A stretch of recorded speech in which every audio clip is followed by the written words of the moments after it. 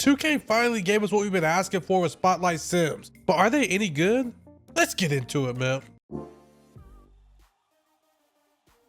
But first, if y'all don't mind,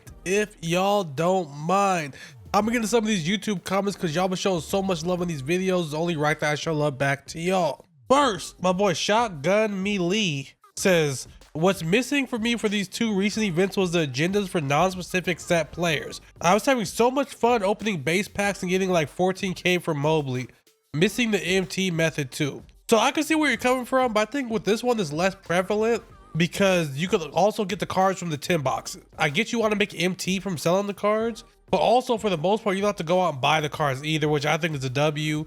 The shoe method, I've kind of said my piece on that. They can't please everybody. There was people complaining about, you know, the whole event being about exchanging shoes, and then they get rid of it and people were complaining that the shoe method's gone. Not everybody can be pleased. Next, Blasian says Lunar New Year was the worst event. It was so bad people will even forget about it. People forget Lunar New Year existed because literally it was unlike all these other events. It was its own separate thing and it was trash. So let's just call it what it is. Lunar New Year was by far the worst event this year. Lastly, I'm not gonna say I'm calling them out, but this is a prime example of what's wrong with a lot of people that are upset with this game. Now, don't get me wrong. I see the flaws in the game and I talk about a lot of the flaws in the game, but Agent commented this on my video. This festival is trash. Anyone who says different is brainwashed by 2K. 25 Invincibles for Wilt, FOH. Y'all can kind of sound that out yourself. 2 diamond cards for a damn shoe. Come on, bro. So first of all, it's not 25 Invincibles for Wilt. It's 2,500 overalls. So about 12 Invincibles. And I commented under this. I said, did you watch the video and see any of the points I wanted to make? And he said, nah. He said, nah, I already have my opinion on the event. And by your title, I'm already know I'm going to disagree. So anybody who comments on my videos knows I'm more than willing to have conversations, have these discussions. But to go into a video, assuming you're going to disagree, he really just clicked the video just to comment that. He didn't even watch the video. I don't know, man. It is weird out here. It is really weird, man. As always, if you want a chance to get featured in tomorrow's video, be sure to leave a comment down below. It could be anything. Could be a question for me. Could be a comment about something we talked about today. Anything like that. Be sure to leave a comment down below for a chance to get featured. Let's talk about these playoff sims. I'm not gonna lie. For the most part, I'm proud of y'all, man. I'm proud of y'all.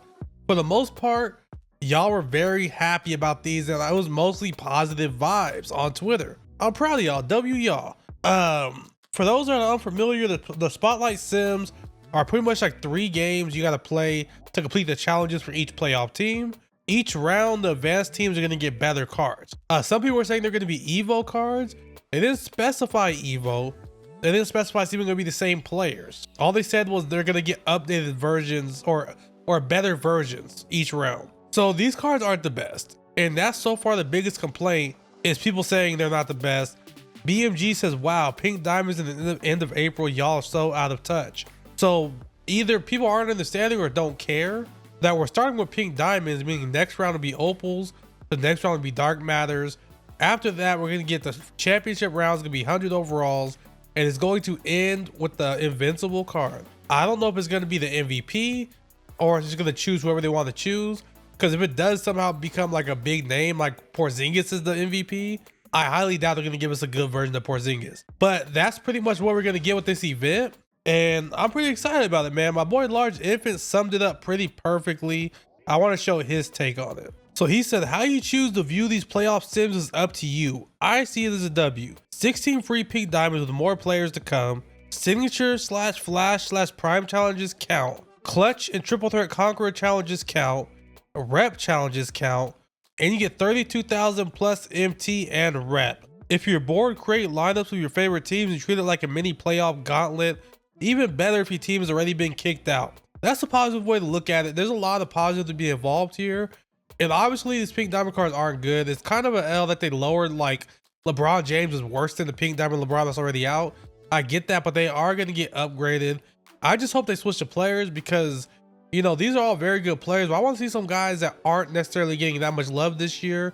Show me some of those players. All right, next, I was tagged in this video here. Check it out. 2K, you gotta be better on this, man. Boys, I ended up opening that 99 plus pack for 50,000 if you were level 40. And I just want y'all to see this, man.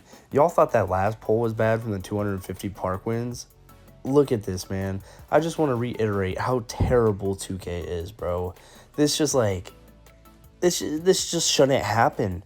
This shouldn't be allowed. Who do y'all think it is? Who do you think it is? One guess, right? One guess. Who do y'all think it could possibly be, right? Kevin Garnett. For the 4th time in the last, like, 2 weeks. It's absolutely terrible, 2K. Be better.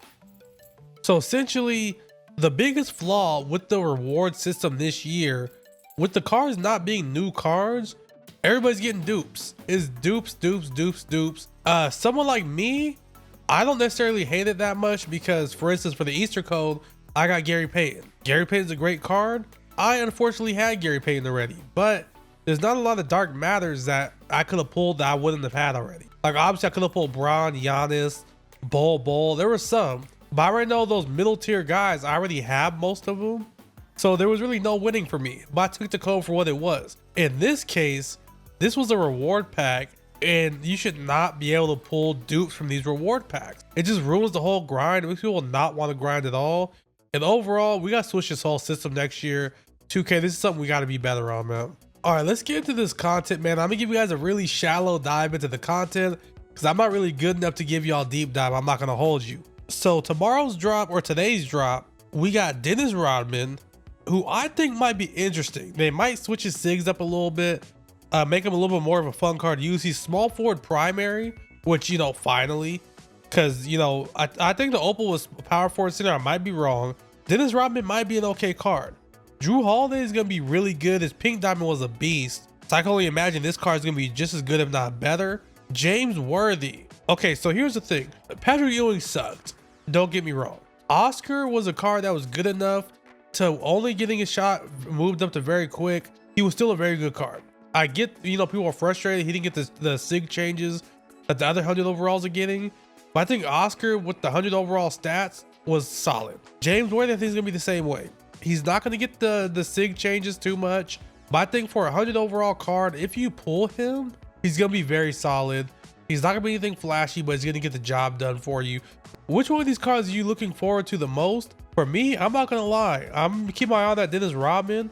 I think he might be affordable, and he might be a little secret beast. All right, let's get into the moments of the day, where I like to talk about some moments from today's date in the NBA history, but a different year, so I can give y'all some ball knowledge. Pause. So first, 1987 was when we officially got approved to get new franchises in Charlotte, Miami, Minneapolis, and Orlando.